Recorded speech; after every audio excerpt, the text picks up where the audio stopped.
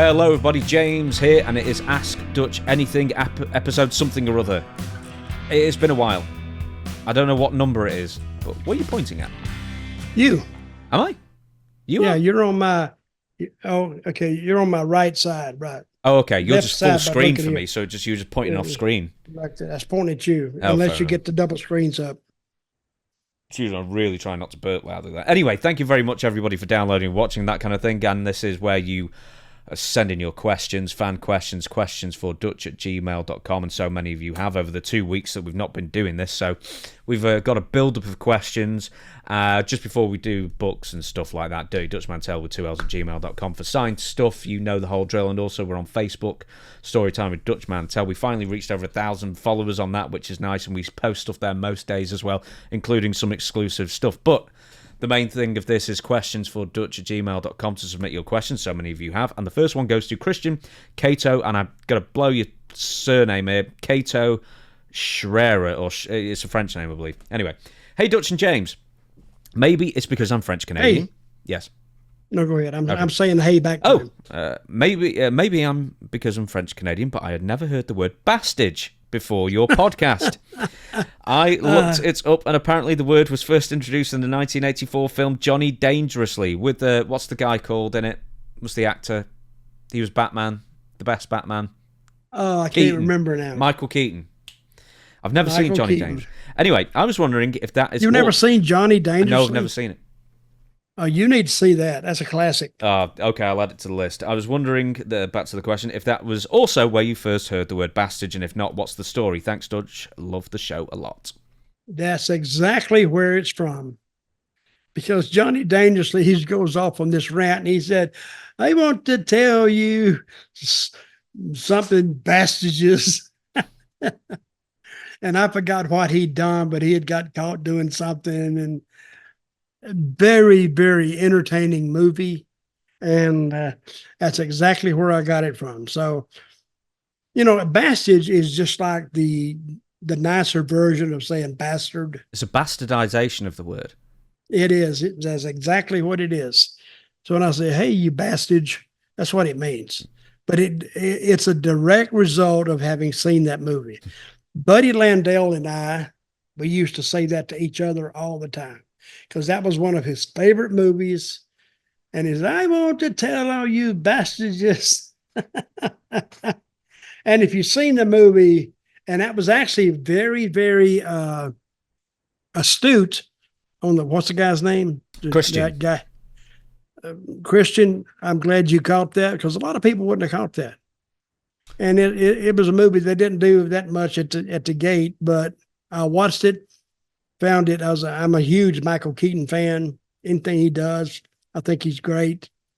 So, but in this movie, he was good, and I got the word bastards from that. So you're right on. He's the true Batman, of course. Also, Johnny Dangerously is where Paul Heyman got his name for Paul E. Dangerously, apparently. I think so. Yep. Next question. Dionel says, hello, El Sucio, a big fan of the podcast. My question for Dutch is if he has any stories about Shane, the Glamour Boy. Thank you and have a good day. You might have to explain who Shane, Glamour Boy Shane was. Okay, Shane the Glamour Boy, he's from Canada, and he didn't really work in the States that much. Basically, he came from Canada directly to Puerto Rico, and he was over like a Bastage. He was over like a Bastage in Puerto Rico because he's blonde haired and, you know, he was a good looking guy. So, you know, the women liked him and the kids liked him, and he's a great talent. So, but not a lot of stories about him because he tries to stay away from trouble, fights.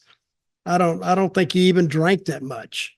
So for him to go to Puerto Rico, he took a chance, but very good guy. And the only stories I have to tell about him, if I got to really think about it, is that he never got in trouble. He never did. He always watched what he did, what he said, how he acted around people. And I think he is still in Puerto Rico, to tell you the truth. I think he married a girl down there, and I think he lives down there now. I was more a friend to his partner, not more of a friend, but I knew more about his partner at the time, Val Venus, who was his partner, and they were like, I don't know, the Hollywood Blonde or some worn out blonde name that they used, but they were a good team. And, have you ever talked to Val Venus much? Yeah, interviewed him a couple of times, yeah. You ever talked to him? He's out there, brother.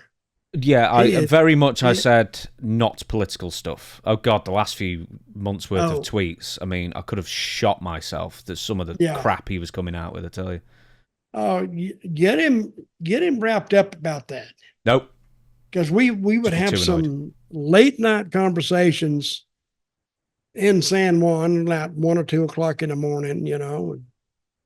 Everything had slowed down, and we'd be sitting somewhere outside on the veranda.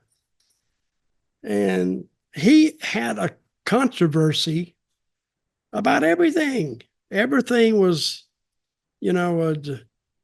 some kind of controversial thing about, and it's all about government, and it's all about world affairs and what they were coming down to.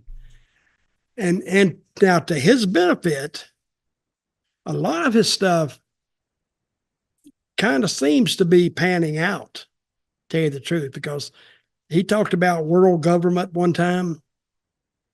And as it looks like it is today, it's still a long way from it. But what would it take for the world to fall under one government? I don't foresee it coming, but see, they're talking too much about nuclear war now, which I don't think is going to happen. And I think everybody's got too much to lose other than people. But to hear him tell it, no, this is the way they got it planned. So if you'd have talked to him about the virus and COVID, it was all planned. And there's a lot of people who still believe that today. So there's something that I want to bring up to you, and I bet you don't know this, is that when I interviewed Val Venus the second time and talked about Glamour Boy Shane, he said there was a thing where Shane was going to be brought up to the WWE, and it turned out that the storyline that was almost about to happen until like the last week or two was that Shane was going to be brought in as Ric Flair's illegitimate son that he had in Puerto Rico. Mm-hmm. And then he was going to come in and then get a feud going and that kind of thing. And have you ever heard that one before? I kind of heard that somewhere. But why did they stop that? Well, apparently Ric Flair didn't want to cause problems with his family. Because, really? Ric Flair could do it on his own. He doesn't need a fake son to do that, I guess. Well, he had a real son that was the shits. Oh my God! I'll tell you about him. Oh, we've talked about David Flair quite a few times, but that is on the YouTube channel, by the way. We've got a few things on David Flair, but we will move on. Where is this on? What's this on? YouTube? Oh yeah, of course it is. Yeah. Okay. So next question, Stan Roberson, Ripley, MS is Mississippi, isn't it? Ripley, Mississippi. Yes. Ripley, Mississippi. Dutch, I know you've spoken a lot about the great Lance Russell was, and I totally agree. How great, sorry. No one presented wrestling with more realism than Lance, and you were outstanding as well. That's why wrestling is no longer entertaining, in my opinion. I was wondering how much Lance was paid for his commentating. Not enough. I'll tell you that right now. I don't think he was overpaid. But I think later on, Lance did end up quitting his job at Channel. Before he got to Channel 5, it was on Channel 3, I think. And Channel 5 offered Jerry Jarrett and the wrestling company more money to go over. So Jerry Jarrett took it. And since Lance Russell was still working at the station, that created a conflict. So Channel 5 gave him a job too. And Dave Brown. I think they both come from Channel 3. And I think they were, from that point on, they were paid fairly substantially. Hmm. So I don't know what they were making. By the network or by Jerry? No, by the station. By the station. And Jerry upped his money too. Yeah. They both upped their money. So they were making, after the switch from the TV stations, I think both their monies went up. So, but I have no idea what he was making before. And I think Lance got some more responsibilities with Jarrett. I think he got something to do with Lexington, Kentucky. I think they cut him in there in the promotional deal at that end. I'm not sure of that. But he ended up making more money after the jump to 5 than he did before. Adding on to this, George Carl has written and says, "Hi, Dutch and James. Do you know why Lance Russell left the Championship Wrestling show in, I believe, 1989? Did WCW just offer too much, or was the writing on the wall in Memphis?" So this is relating to Lance Russell jumping to WCW in 89. Why? And this is Carl? Yes, George Carl has written this in, yes. Yeah, he's my good buddy. Well, I'll tell you, George, it was a combination of both of those things. Because Lance, by that time, 89, business wasn't good. The ratings had gone down. So the prime time of Memphis wrestling had gone by. And when they offered Lance a job, well, he had to go for it. Because he's not like it. See, working as a TV commentator, it's not like you're working 5 days a week. 6 days a week. He would go down there when they would do TV, and the next day he would stay over. Then he'd do all the voiceovers he needed to do. So his 5-day week, if he was working before, would go down to a 2-day week with more money. So yeah, he could see the writing on the wall that he can make more money with WCW than he could with Memphis, and that the wrestling style of studio wrestling was going to be a thing of the past. So they caught it right at the curve and got out in time. He left. I can't believe he was there for that long. He left WCW in 1993. I didn't realize he was there for that long, but he still occasionally called matches for the company after he left. This Wikipedia also says during the 1990s he was also the director of programming for RKO General, the owner of WHBQ TV as well. He also did some Smoky Mountain Wrestling. WHBQ, is that Memphis? I can just double check that for you. Television station in Memphis, Tennessee. It's now Fox 13. Okay.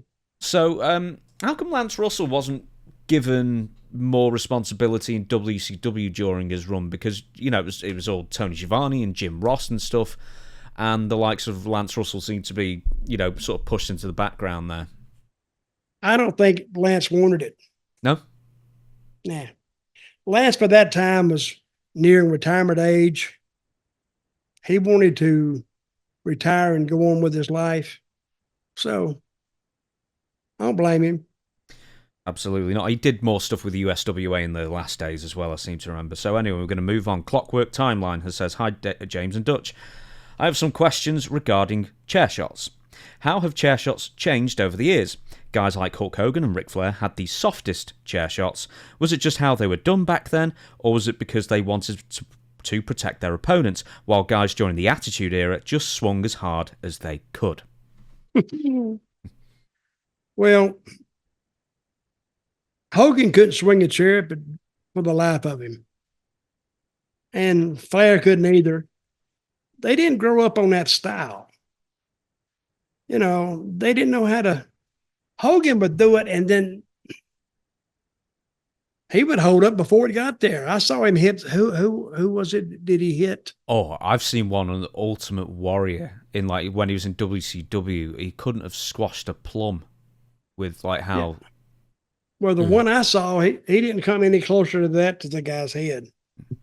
So, hey, listen, I'm going to throw a chair and I'm going to throw it. I'm just going to make my wrists loose here. So when I throw it, you know, where it hurts is when somebody holds onto that wrist and do the follow through. But if you make your wrist limp, bam, he's going to. And the guy, if he doesn't have enough sense to put his hands up, then he's dumber than I thought he was. Tommy Dreamer hit me one time so hard. Yeah, I use this old saying, I thought I owed him money. He hit me in Memphis one time so hard. Then I come back and I said, okay, here it comes. Here's your receipt. I didn't hit him as hard as I could, but I hit him pretty damn hard. But his hands are up too. But so I got him back. But still, then he went to hit me with a chair again. He was just as hard the second time as he was. So apparently, my first lesson didn't take effect. So I did it again. And we went back and forth 3 times. And finally, he didn't get it. I said, screw this. Hell, forget. And then I went back and he was okay. He was okay in the dressing room. But see, that's that ECW crap. That's the way they worked. They didn't care about being stiff or this, that, and the other. If they hit you, they just hit you. So I couldn't work like that. I've seen some of the things of ECW. We're talking ECW just a minute, but they would get on those 5-table high structures they would kind of build. Put a table on another table and then go up on a scaffold and get on. You couldn't melt and pour me out on that top table. Because if one slips, they all slip. Then you're going down. Did you see the time that, and we've talked about this before. Oh, yeah. I even know what you're going to say. Vic Grimes and New Jack. I know it. That wouldn't be a receipt. That would be like a baseball bat to the knee. That wasn't even an ECW. Who was it? No, they did an independent show. Yeah.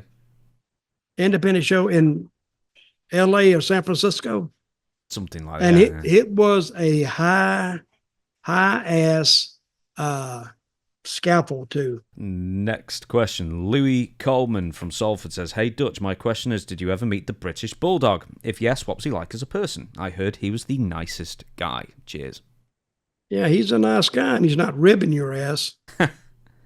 He didn't pull any ribs like setting your bag on fire or doing it. He never did anything like that to me. He never did.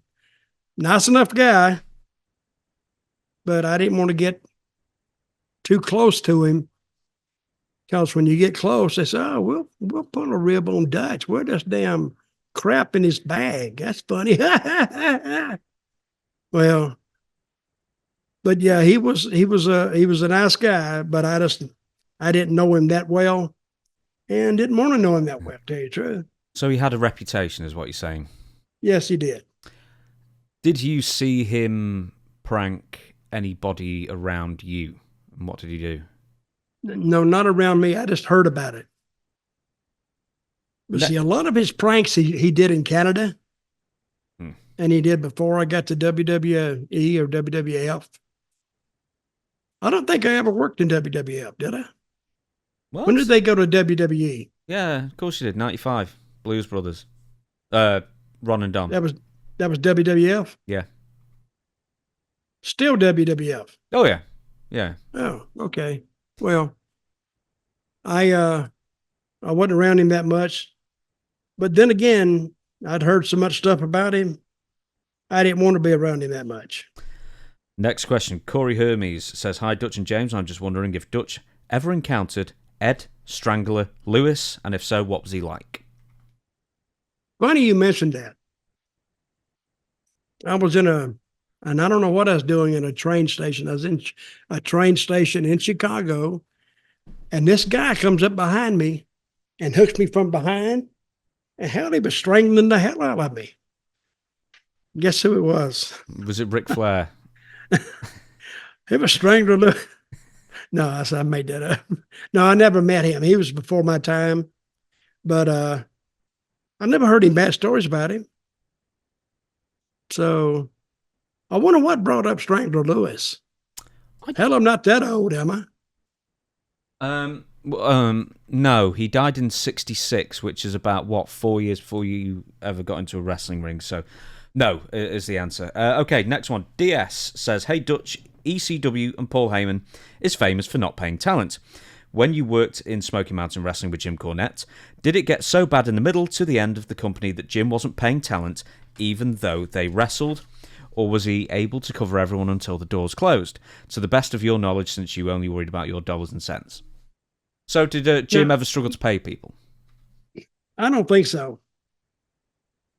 I never heard that, because I would have heard it, because a lot of guys was on like kind of a guarantee type deal. And when that money wasn't there, they would be bitching and moaning because they had wife payments and alimony payments and child support to cover. What kind of bunch of reprobates were you working with in Smoky Mountain? Just everyone's got an alimony payment. Well, that's the way life is, because guys go around and have these fatherless babies, and they wasn't getting any money. But I think he was willing to pay whatever it took. I guess he got his backer to cover it. And what's his backer's name? What was his name? Ricky Rubin. Rick Rubin. Sure was. And he got him to cover the bills.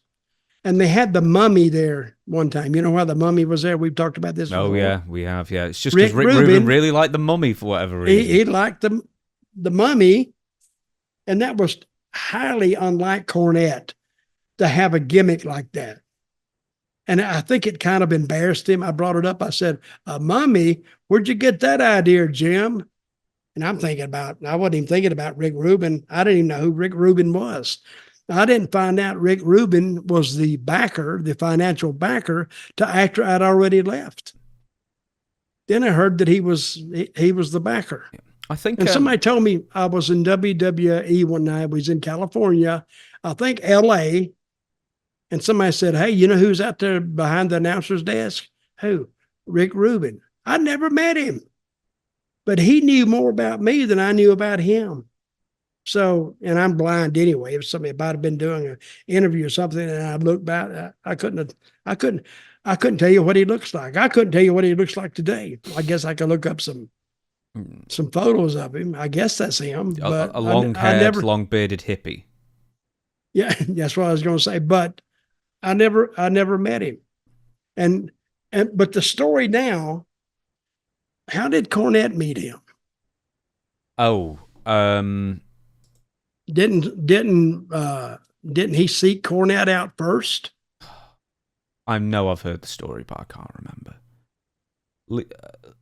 I think Smoky Mountain, because eventually Cornette would sell the footage to WWE, so he'd essentially make his money back on it. But I think in the end, Smoky Mountain was probably like 6 figures in the hole in the end. I think it lost quite a substantial amount of money that Cornette only got his money back when he sold the rights to Smoky Mountain Wrestling to WWE.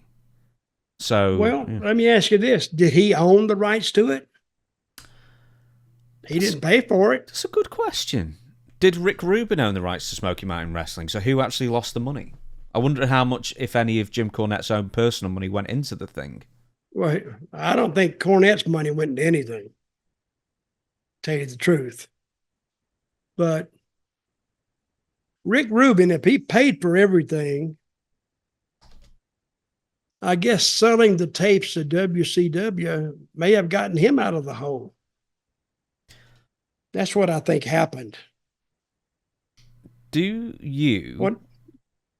Did you ever hear the story? So apparently one person that Jim Cornette may have stiffed with money, supposedly, is Tommy Rich. And Tommy Rich felt he was owed some money, and he had one of the Smoky Mountain belts. Maybe it was the main Smoky Mountain belt. So he ended up selling it. No, he didn't. Supposedly. That's the story. Well, if that's the only piece of real estate you got, that's what you got to deal with. So I was owed money by that guy in Memphis one time, Larry Burton. Mm-hmm. He told me that he wanted the belt back. I think it was a universal belt. And I said, well, I will when you give me the money. I've told the story before. And he said, well, we don't owe you any money. And I said, yeah, you do. So the only piece of real estate I had was that universal belt. So I still got that belt, by the way. I know the story behind that belt. Stop it. Off air, you said, don't tell anyone, but you told me the proper story of that belt. So I know it is. This is, okay. This is podcasters' wish. We did this, remember? Yeah. But and no, I've never told anyone. You told me not to tell anyone. I won't tell the story, but the story about that belt's very interesting. But we're going to leave it there. We're going to move on, and this is something that we could do a special show, and I'll tell that story. Really? Oh yeah. Okay then. What's the statute of limitations? Well, for murder, it's never. I don't know. I don't think anyone's going to be knocking on your door now. Do you want to tell the story, or what? Do you want me to look up the statute of limitations first? No, I don't want to tell the story. We're saving that. Okay, we're going to save the story for another time, but it is a good story, by the way. Anyway, next one. Randall Albertini at Ottawa, Canada, says James and Mr. Dutch. Jake Roberts said on his recent podcast that he was in the business about 3 years when he ran into Dutch Mantell. He indicated that some veterans would give him a hand and make suggestions to his matches. Dutch, however, was not one of them, and didn't give him the time of day. Sorry he did not say what the territory was, but you remember meeting Jake Roberts on your travel, and do you remember dissing him? I know what first time I met him was in Fort Worth on a Monday night. And I think that was what they led me to believe that was Jake's first match. That's what I thought. And I've always learned one thing. Jake didn't know me from a hole in the ground. And I didn't know him from a hole in a tree. Let me say, I knew who his daddy was. So it's not incumbent, you like that word? It's not incumbent upon me to go up to him and say, hey, this is what you need to improve your matches. Hell, he didn't know who I was. Hell, I could have been some local joke or yokel off the street trying to tell him something. To me, that would get more heat than just not saying anything. So I think he said I refused to shake his hand. Did he say that? No, what it says here, some veterans would give him a hand and make suggestions for his matches. So it wasn't not a handshake, but apparently not helping with his matches, I guess. Well, I didn't know who he was, to tell you the truth. It was my first day there. It was my first day. And they had me booked against Jake, and we had a hell of a match. And that's when I used my short line clothesline. Oh, he loved it. He said, where'd you get it? I said, well, I forgot what I said. I made it up. Ed Strangler Lewis taught it you in the 50s. As soon as he turned me loose out of that damn chokehold, I whooped that ass, the Bastage. No, but I didn't know him. And if he took that wrong, I apologize to him, but I don't remember it. And, maybe a veteran that may have helped him that he knew was a veteran, but he didn't know I was a veteran. He may have had just as much experience as I've had. So who am I to go up and tell him what to do when he's looking at me? And see, some guys take that differently. They take offense at that, trying to help him out. But anyway, if I did it, hey, Jake, this is to you, buddy. If I did anything wrong, I'm sorry. And that's all I'm going to say.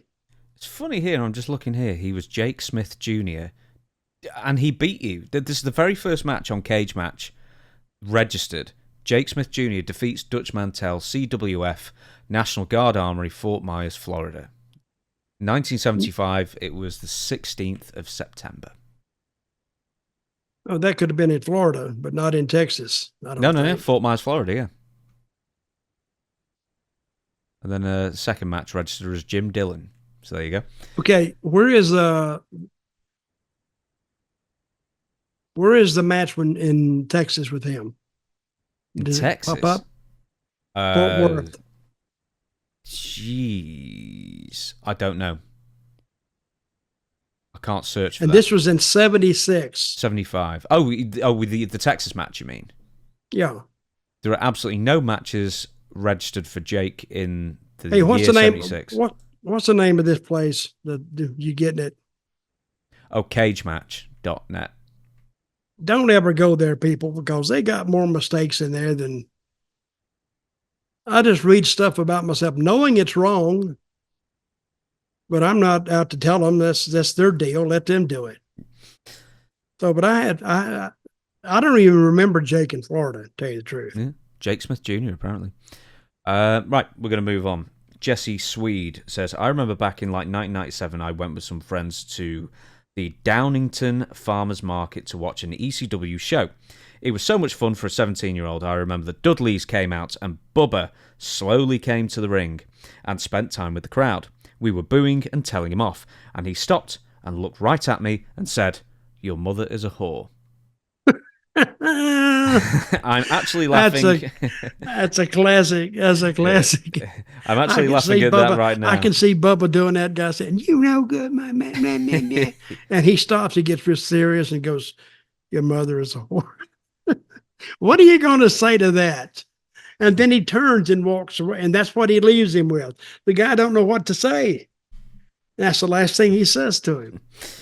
But it is funny, and Bubba was funny anyway, and he'll get serious with you, and you think he's got something substantial to say, and he'll come up with something like that. So what is your reply to it? And he's walking away. You don't ever get it in. So that was funny. I really like that one.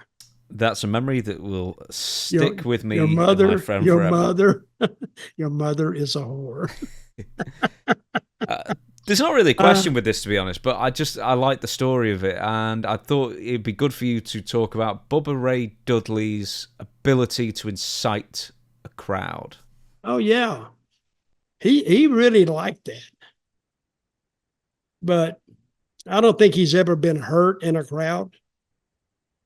I think if you ever get really hurt in a crowd, I don't think, well, he made us like it. He liked chairs flying into the ring.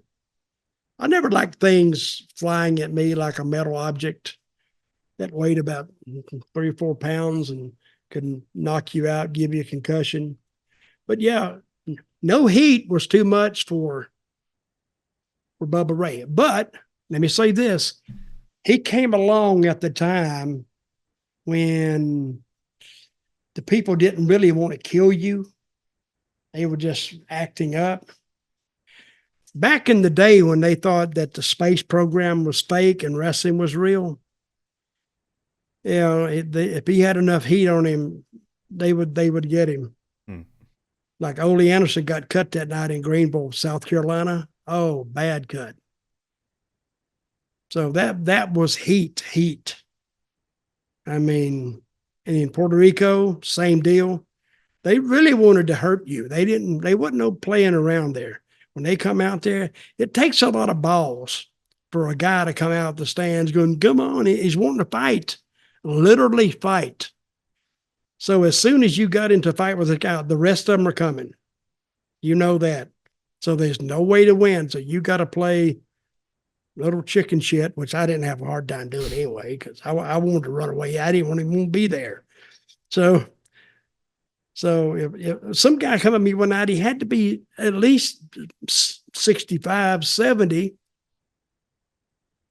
And I said, well, I can bow up to this guy.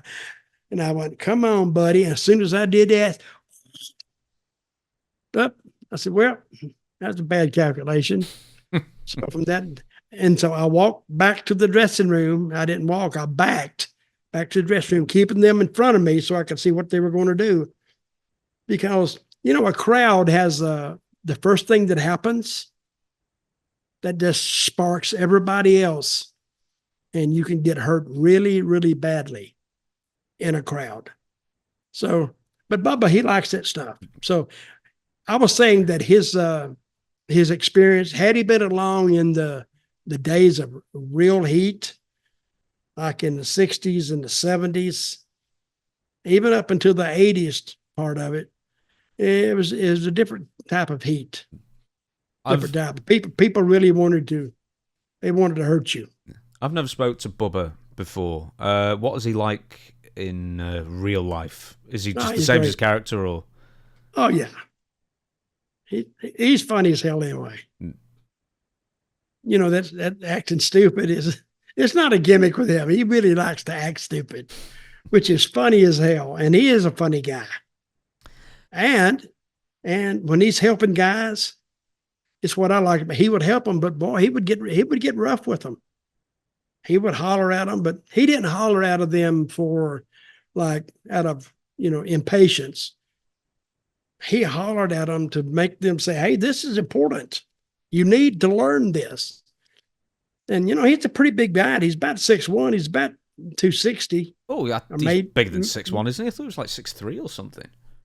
No? What did I say? You said 6'1". Yes, that's what I said. Okay. I don't think he's 6'3". Oh, okay. Did you read that on Cage Side Tickets or whatever? Cage Side Tickets. No, I just always assumed he was just. What's the name of it? Cage what? Cagematch.net. Oh, did you read on cagematch.net? No, he's not. I don't think he's 6'3". Okay. No, but Bubba, he was a good guy to be around. Next question. Chris Pike has written in and says, "Hi guys, huge fan of your show. I watch every episode. I was wondering if you guys could share your views on the clash at the Castle pay-per-view being held here in Scotland's ticket prices." So, this is from BBC's website. It said the premium live event comes to Glasgow's OVO, or OVO, I don't know how you pronounce it, Hydro venue on 15th of June. The cheapest tickets cost £300, which is something like $360. With premium tickets more than £2,000, call that $2,400, $2,500. Several fans told BBC Scotland News that they had been priced out of the event and will miss the chance to see Scottish wrestling talent like Piper Niven, Albert Fryer, Nikki Cross and Drew McIntyre. So there's been a real explosion in ticket prices recently, but for a getting price of $360 equivalent of, that's pretty high. That's a high ticket. In US, what would that be? No, that's it. I've exchanged that. Like $360. Oh, okay. For the nosebleed section. I don't think they can get that. I don't think the people would pay that on these pay-per-view events they have. The ringside is outrageous. But you go up high in the seats, that's for family. A family can't afford a $350 ticket for 4 of them, 5 of them. They can't do hell. They can go to Florida for that. So I think they're pricing themselves out of the market. And I don't think they'll get it. You can ask anything for a ticket you want to ask for. But whether you get it or not, different story. I would say that is way, way too high. Yeah. WrestleMania, I told you. Hey, this is not, wait a minute, wrestling coming in, that's not like Taylor Swift. Her tickets were extraordinarily high too. But WWE, they travel more than Taylor Swift. It's just like you may see Taylor Swift once or twice in your lifetime. You can see WWE every week on TV. So what makes it a live event so expensive? Well, do you know what it is, right? So live events for concerts and all that kind of thing all went up during the COVID lockdown, because you couldn't do anything for like a year. And then ticket prices got jacked up to sort of compensate for like a year, 18 months of no gigs and no sporting events, with fans and stuff. And then I think they've realised for the most part that they can get away with charging more and people will still turn up. But especially with WWE, my theory is, ever since TK had the merger with UFC to become TKO, Nick Khan and Ari Emanuel and all that kind have looked at how much UFC charges, and they charge exorbitant amounts compared to WWE. They've looked at WWE and thought, we can really jack the prices up here to sort of mimic the price points of a shoot fight promotion or even boxing. I think basically and people are paying it still. Can I say something now? No. Yes. No, but MMA, they deal with more, it's an adult audience. But with WWE, they got a lot of kids. Do they have a special ticket or no? Don't think so. I mean, I'd have to check, but I don't think so. I think it's just one seat, one person. If they can get it, more power to them. But I think if their product goes down just a little bit, people look at those prices, they say, you got to be kidding me. We ain't doing that.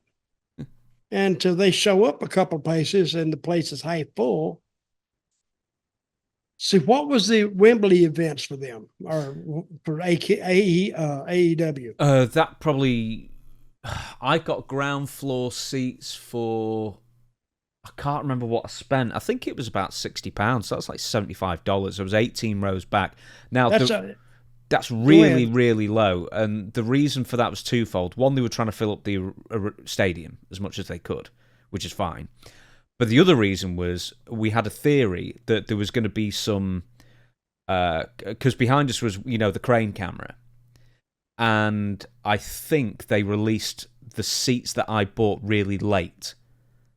So they essentially added an extra row at the back because they didn't need as much room for the equipment, and therefore they just sold off those seats really cheaply. So I got a really good deal on that. But I think for far away ground floor seats, they were looking at maybe dollars-wise $180 or $200 or something like that. I got lucky. But consider this, WrestleMania, just gone in Philly, those seats were $6,000 per night. And that isn't just front row. That was a few rows back as well. $6,000 to watch something you'd still probably just look up at the screen to see. Brother, I don't get it. Where are all these millionaires coming from, Dutch? I don't know. I have no idea. I would not pay $6,000 to ride with anybody 15 miles and talk to them. I wouldn't do it. I spent less than that going to Japan on business class. For 2 weeks, all expenses in. I spent less than that doing that. How's that possible? I don't know how you can maintain fans, especially kids, if the ticket prices are so high that his parents couldn't afford to send him. And that can come back and bite you in the butt. Yeah, well, the thing is, they're in Glasgow, so I'm thinking, well, they're rarely over here, but they're going to be over here even more now, apparently. But yeah, that's a good thing. Are they going to lose fans? And also, are they going to make themselves look silly when WWE ticket prices or interest in WWE inevitably falls off with the peaks and troughs, of course? Mm-hmm. And then they're trying to sell all these tickets, and then one day they've only sold 3,000 to an event, and then they're wondering why no one's buying these $500 tickets. Yeah, well, they've gone through this before, but these ticket prices are just out of range for the average person. And WWE, the MMA fans is a different fan than, say, a WWE fan with the kids. I'm sure there's kids that go to MMA, but I don't think their main appeal is to them. It's for the adult males. It's what it's geared to. But WWE is geared to women, men, and the kids. So we'll see what happens. That's kind of high for me. Next question. Vince Rudo has written in and said, hi, James. And Dutch. Vince Russo. No, Vince Russo. Oh, we'll be talking about Russo in a minute. Quit writing us here and using a fake name. Well, Mr. Rudo says, was Dutch with TNA when Billy Gunn appeared in blackface in a segment building up his and Road Dogg's feud with Team 3D? Was this a Vince Russo idea, as he had wrestlers like DX and Goldust appear in blackface back in when he worked with the WWF? I was there when they did that. So I'm watching it, and I knew what they was going to do. And I'm thinking, whose idea was this? But you know whose idea it was, I heard? Go on. It was Team 3D. Really? They wanted to do it. And what's Bubba's partner's name? Devon. Yeah, Devon, I think he wanted to do it. But regardless of who wanted to do it, it was a bad image, I thought, to put that out there on TV. And they got by with it. I think this was or maybe nobody was watching at the time. Nobody give a crap, is what I'm saying. But they would have to have Devon and Bubba's signature on it, or they're okay to go ahead with it. Because I think anything that's race-based in wrestling or anything else, I think is a bad approach. And the farther you can get away from that, the better off we all are. Because the world wasn't in the place it was in now, but it was a lot better then. But still, I just sat back and said, okay, guys, I'd heard they were going to do it. And the day I got there, they were painting Billy Gunn's face up and his body. I said, let's see what comes of this. And nothing much come of it, but I'd say it took guts to do it. It took guts for Bubble and Devon to even agree to it. So, and it didn't mean that much anyway, other than bad taste, I think. Do you want to see the photo? To me, I've been in wrestling, so you go to wrestling, sometimes you got to throw the taste out the window. Oh God, yeah, absolutely. But that I think was pushing the envelope. Do you want me to show you the photo? I've seen the photo. Oh, okay. Show it again anyway. Okay. 1 sec. Hey, I shouldn't be laughing at that, but He looks very angry. But he had a good tan, didn't he? Oh yeah, absolutely. Oh, well. But anyway, that was okay, I think, to the highest levels of TNA, and they went with it. Did he dye his hair, or is he wearing like a bald cap or something? No, it's a cap. Oh, it's a cap. And it's put in with latex and all that stuff. You know how long it took it to get him like that? No, tell me. About 3 hours, 4 hours. But anyway, they did it. They got by with it. Hey, they got by with it. That's the point. Right, next question is, this might be the last one, actually, depending on time. Rod Rose says, Rod sent in a clip from something Vince Russo was talking about in reference to the upcoming WCW documentary. And for whatever reason, he brings up this podcast that we're on, and says, Dutch made something up and Vince called you recently to dispute it. But then he doesn't say what it is whatsoever, so it's hard to come up with a rebuttal. I'm not even going to show the clip. But, okay, you've seen the clip. What does Vince Russo say? But he doesn't really seem to say much of anything. No, he don't say nothing. So you contacted me this morning, sent me the clip, and it was right at the very end of it. But I don't even know what he's talking about. I really don't. And this was this morning, I sent Vince an email, and I says, and I didn't make a big deal of it. I said, what did you say when you were talking about me talking about something else? What were you talking about? And he said, I cannot remember it. And even he says, Ron and Don Harris, they were saying, what was Dutch talking about? I don't know what he means. But Vince, he was laughing about it, so it wasn't too much. So I always remember this: when they're talking about you, they're letting the next guy rest. So, and that's how the podcasters get each other over. They start talking about each other. So, well, he also said, hey, his co-host, which is me, says never challenges Dutch on anything, and it was like, well, I challenge you all the time on everything, basically. But the other thing is, he doesn't give any example. No, of what what I'm supposed to be challenging you on. So it's a bit like I don't even know what they're talking about. No, but if it was even something that I was totally wrong on, after I said it, I'd say, well, that's the way I saw it. Conversation over. If you didn't see it that way, you're stupid. And I said, you keep talking, I will come down there and I will beat the hell out of you, Bastage. That's what I say. Are you and Vince still friends? Yeah. I mean, I like Vince. Bro. He's funny. He's funny as hell. You can't take what Vince says. He believes what he says. So when you get that in your head, why argue with him? It's what he believes. So go do it and see what happens.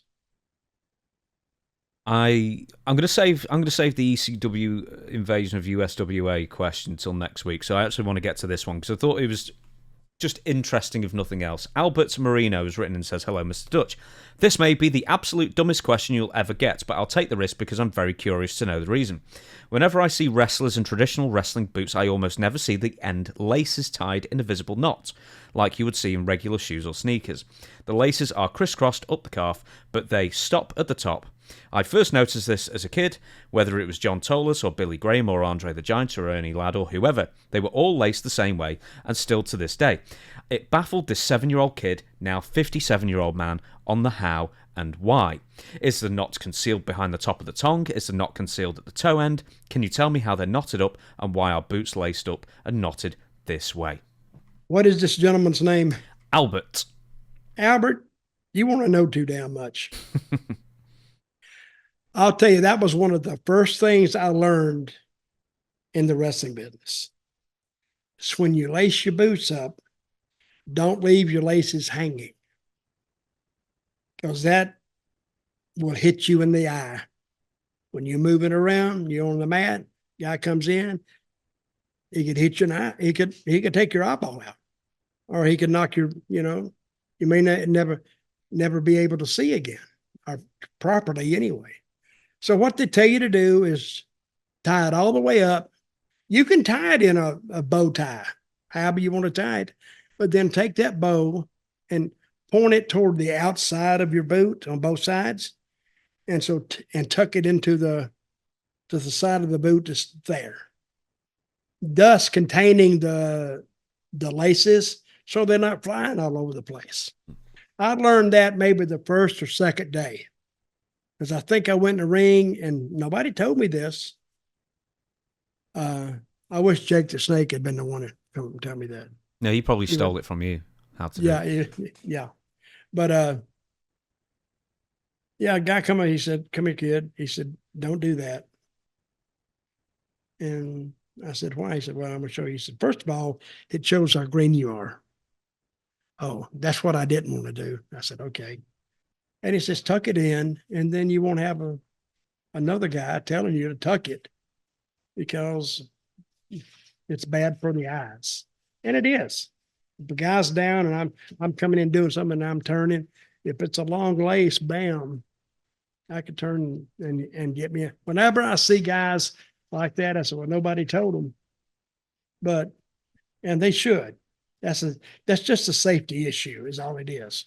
But that was one of the very first things I learned after I started working, is to tuck your shoelaces in, your boot laces in, so they're not flying. And that's why he didn't see anything, because it was pulled over to the side, and the knot, if you could get close down to it, I don't know, maybe there should be a little knot there, just tuck, and you won't see it.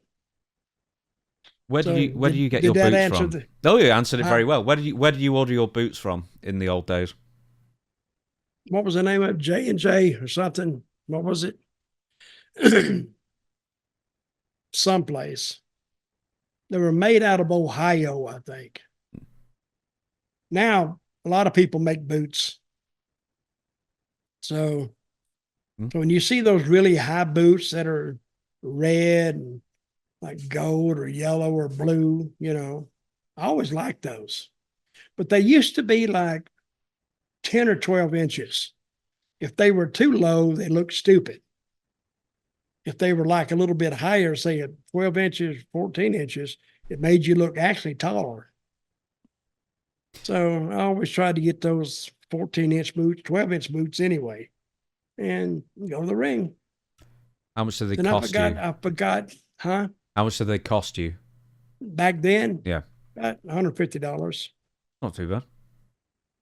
That was then, so that'd be like 400 now. I guess so, yeah. Still, I mean, you know, all you need in an investment is a few $100 boots and trunks and stuff, and you can go make your fortune. You could. You need to put some money into the gym so you could work out a little bit. And that's all you need. An ability to talk a little bit and get yourself over. Absolutely. See, it's not an expensive business to get into. Sometimes it can be an expensive business to stay into, because you're always getting fired and run off.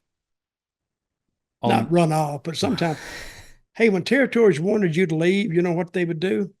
Go on. What do you think they'd do? Not book you? No, worse than that. Not pay you. Oh. Not pay you right. They may send you on this long trip, and some guys would make those trips and barely paid their expenses. So they'd be better off just going and getting a job. Then when they put somebody back in the job, they would pay the guy like 2 times or 3 times more than they were paying that guy to get him to leave. Now to get this guy to come in, they'd pay him more. On that note, Dutch, we're going to shut down this podcast. So ask Dutch anything. If you want to be involved in a future episode, you email your question to questionsfordutch@gmail.com. But for now, thank you very much for watching or listening or however you consume this. And we will see you again on Friday for story time with Dutch Mantell. But for now, Dutch, we the people. We the people. See you then.